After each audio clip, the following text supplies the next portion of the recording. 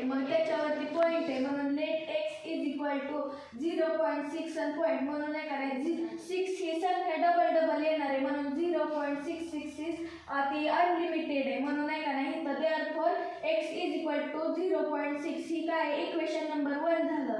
परत multiply both side by 10 आलं कारण की का नाही झिरोच्या पुढे जेवढी संख्या आता 1 आहे म्हणून तिथं 10 केलं. जर काही अजून एक असती संख्या तर तिथं का नाही 100 झालं असतं. मग परत अजून एक असती तर 1000 झालं असतं. परत x × 10 म्हणून नाही का नाही ह्या x ला 10 ने मल्टिप्लाय करायचं. परत ही इक्वेशन नंबर 1 0.6 ला 10 ने मल्टिप्लाय करायचं. x × 10 केल्यावरती 10x येतं.